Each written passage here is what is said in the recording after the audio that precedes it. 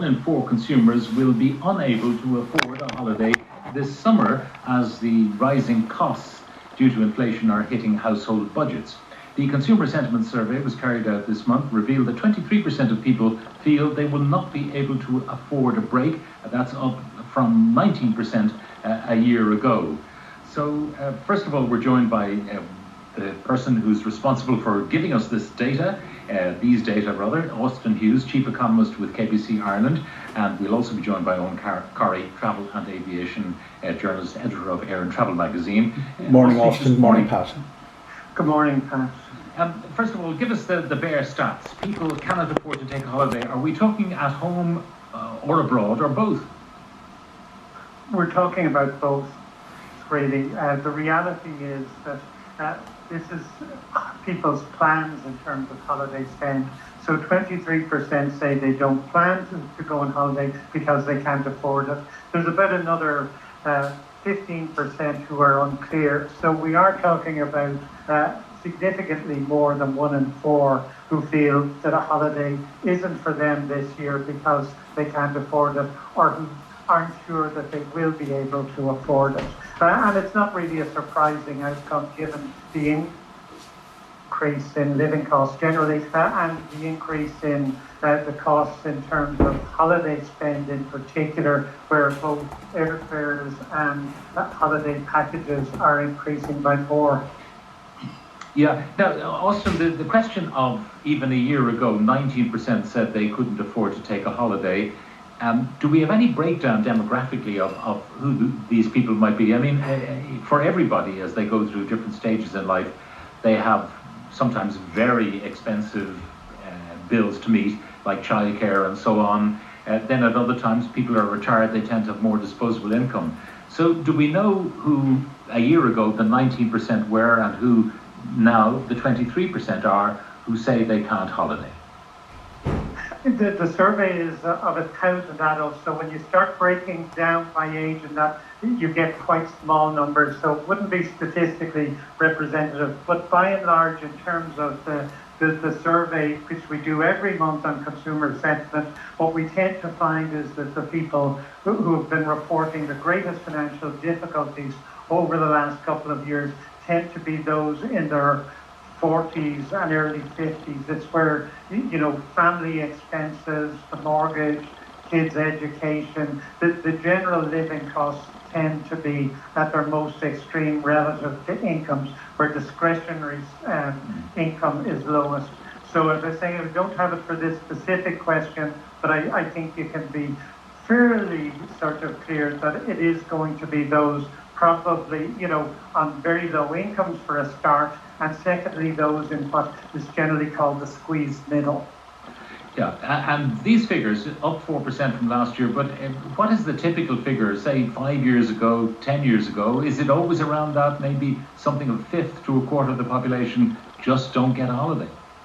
The survey has only been done over the last couple of years, but we find in terms of, general spend, that you would tend to find a 23% sort of report here would be significantly above most estimates of people who are living with consistent poverty or who are finding it very tough. The reality is that the circumstances of the last couple of years have changed experience dramatically. And I would point out, we're talking about people who say they can't afford to go. There are probably others who are planning to spend, who maybe 10 years ago wouldn't have seen a holiday as important to them. But given the general pressures that people are under, I think there's probably a very strong number within the group who are planning to spend on holiday who feel they just absolutely have to get away and get some sort of break from what's going on at the moment. Okay, Austin, thank you very much for joining us. Austin Hughes, Chief Economist of KBC Ireland. Eoghan Corry, Editor of Air and Travel Magazine. Eoghan, the question of not being able to afford a holiday, you stay within your own four walls, that's fair enough. If you try to holiday in Ireland, how does it compare with what the tour operators are offering abroad? Good morning, Pat. Yeah, what Austin is saying is exactly what I'm hearing from the industry. Big concern that background inflation, holiday is a discretionary spend, and that it will reduce the bookings. We haven't seen bookings coming in the volume that we would have at this time in 2019, 2020, but there are other factors.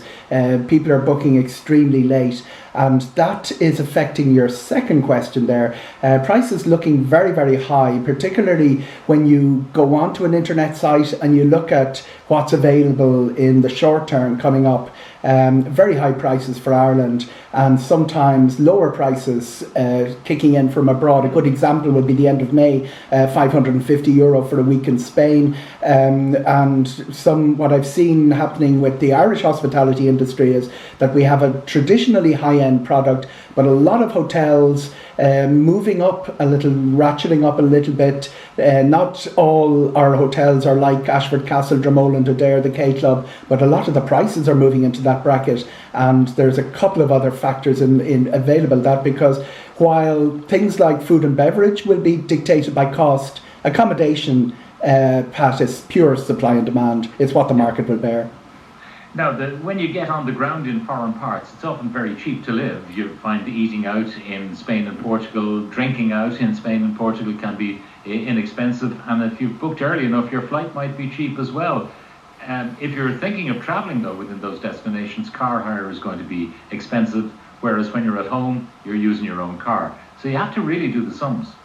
When people say it's much cheaper to holiday abroad, they generally take out something big. Something like the car hire is the roaring issue of this year. The flights would usually drive it over the cost of a home holiday. But what we as a nation have always done is compared the costs on the ground. And there's absolutely no doubt that Northern Europe versus Southern Europe, your costs for eating out, your costs for that bottle of wine are going to be much, much cheaper.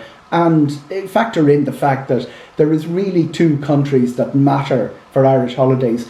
Something like 80% of us, our holidays are to two countries, Spain and Portugal. If you factor in the Canary Islands with Spain, it's that's where we look to our holidays. That's where the comparison comes. That's where the annual conversation arises, that it's much more expensive to holiday at home. The data that shows up, the stats will show the average spend for a home holiday is lower.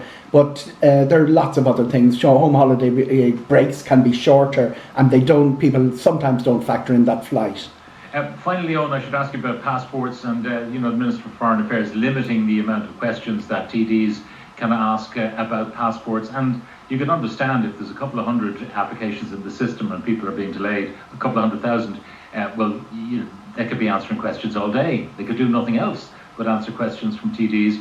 What are you hearing from within the Passport Office? Within the Passport Office, they're saying that things are getting better. Now, they're not gung-ho about it, because you've got to remember the number of new, and this is online applications, as has been clear in your programme and others, are going through at a very manageable rate. It's the first-time applications are causing the problem, particularly if there's a problem that you go back to the end of that 6-7 week queue and the documents are returned. 40% of them are incomplete. Now, that's a very high number. I think when we're looking back at this, when the dust clears, they will have to look at why is such a high proportion incomplete.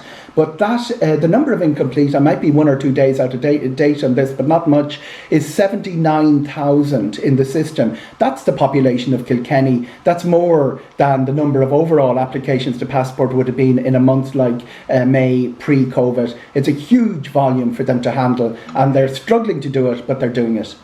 Eoghan Corry, editor of Air and Travel magazine. Always a great pleasure, Pat.